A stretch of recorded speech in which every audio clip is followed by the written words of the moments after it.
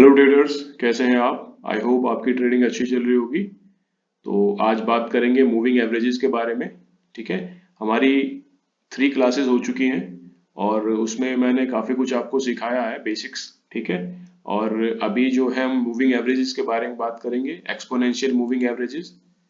और moving averages क्या होते हैं, उनकी इम्प्लीकेशन कैसे हम कर सकते हैं चार्ट के ऊपर। ठीक है। इसके ऊपर ट्रेड कैसे करते हैं, और मतलब सब कुछ इसके बारे में हम जानेंगे आज। ठीक है। तो ठीक है, शुरू करते हैं।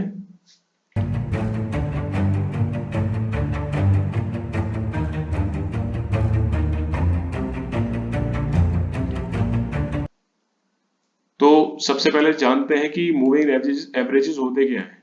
ठीक है। देखिए, सबसे पहले मूविंग एवरेजेस यहाँ पे मिलेंगे आपको इंडिकेटर्स सेक्शन में। ठीक है। ये एक इंडिकेटर होता है। इंडिकेटर का मतलब है कि ये प्राइस को इंडिकेट करता है कि प्राइस यहाँ से ऊपर जाएगा या नीचे जाएगा, किधर जाएगा, या साइडवेज जाएगा। ठीक है।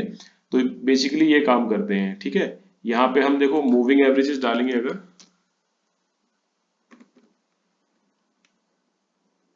तो ये बहुत सारे मूविंग एवरेजेस आ गए हैं। ठीक है। लेकिन अभी के टाइम में हम ये मूविंग एवरेज एक्सपोनेंशियल यूज करते हैं। ठीक है। इसे क्यों यूज करते हैं? क्योंकि देखो, मार्केट डायनेमिक है, मार्केट चेंज होता रहता है।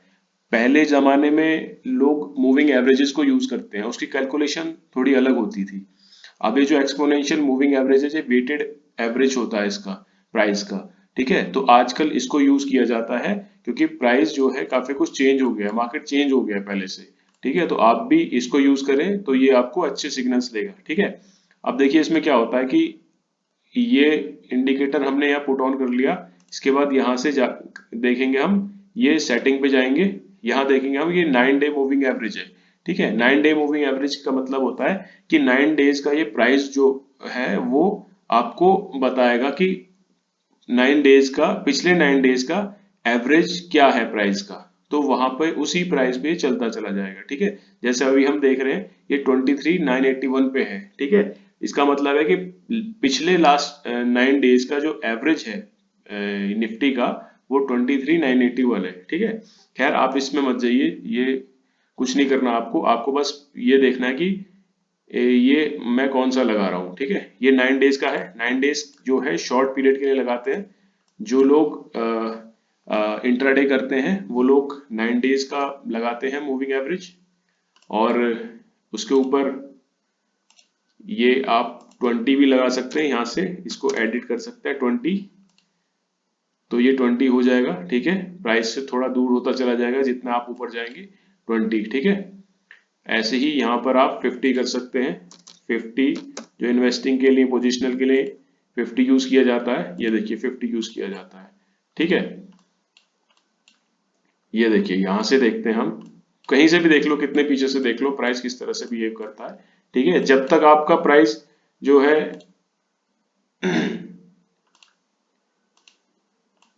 आपका चार्ट इस तरह से, आपको कुछ समझ नहीं आएगा कहाँ बाय करना है, कहाँ बाय नहीं करना है। ठीक है।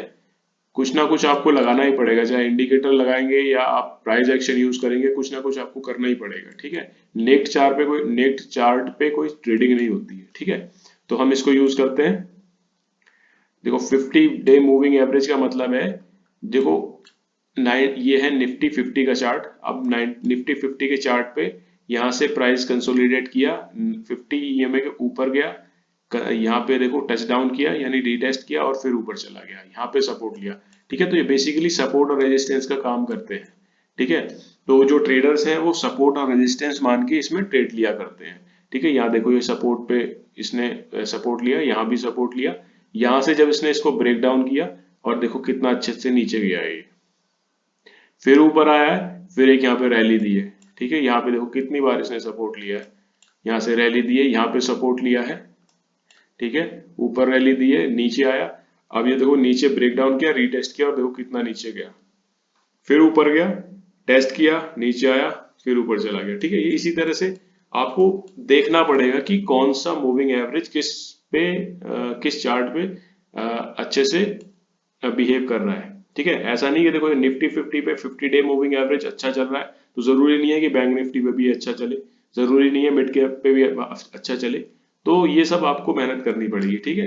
लेकिन मैं आपको सिखाऊंगा, आपको बताऊंगा भी किस पे कौन सा अच्छा इंपॉर्टेंट वर्क करता है, और क्या नाम है, इस पे ट्रेड किस तरह से लिया जा सकता है। ठीक है, स्टॉक्स में भी हम चेक करेंगे। ठीक है, स्टॉक में भी कैसा होता है। ठीक है, इसी तरह आप ये यहाँ पर अगर इसको हम 200 मूविंग एवरेज करते हैं, तो देखो 200 डे मूविंग एवरेज ऐसा है जो हर किसी पे काम आता है। ये पोजिशनल पे भी काम आता है, ये इंट्राडे में भी काम आता है, ये स्विंग ट्रेडिंग में भी काम आता है। देखो यहाँ पे कितना अच्छे सपोर्ट लिया, ये देखो यहाँ पे और अभी भी 200 डे मूविंग एवरेज के ऊपर चल रहा है प्राइस। ये देखो यहाँ सपोर्ट लिया है, यहाँ सपोर्ट लिया है। ठीक है, तो 200 डे मूविंग एवरेज तो आप लगाकर ही रखेंगे जब आपको ये यूज करने आ जाएंगे। ठीक है, तो इस तरह से ये मूविंग एवरेजेस होते हैं, तो आप इसको चार्ट पे लगाइए। ठीक है, और नेक्स्ट क्लास में हम इसी को कंटिन्यू करेंगे। इसमें हम एक मूविंग एवरेज क्रॉसओवर बताएंगे आपको, गोल्डन क्रॉसओवर बताएंगे, और अगले हम इसमें स्टॉक में टेस्ट करेंगे कौन कौन सा स्टॉक पे कौन कौन से मूविंग एवरेजेस अच्छे से वर्क करते हैं और ट्रेड कैसे ले सकते हैं। ठीक है, बेसिकली आप एक कंसेप्ट समझ गए। आप अपने चार्ट पे, किसी भी चार्ट पे आप पुट ऑन करके देखिए मल्टीपल चार्ट्स पे कि कौन सा मूविंग एवरेज किस स्टॉक में या किस इंडेक्स पे अच्छे से वर्क कर रहा है। ठीक है, सपोर्ट कहाँ ले रहा है, कहाँ रेजिस्टेंस ले रहा है। तो जितना ज्यादा सपोर्ट होगा, जितना ज्यादा रेजिस्टेंस होगा, मतलब वो अच्छे से वर्क कर रहा है। जैसे 200 डे मूविंग एवरेज यहाँ पे अच्छे से वर्क कर रहा है।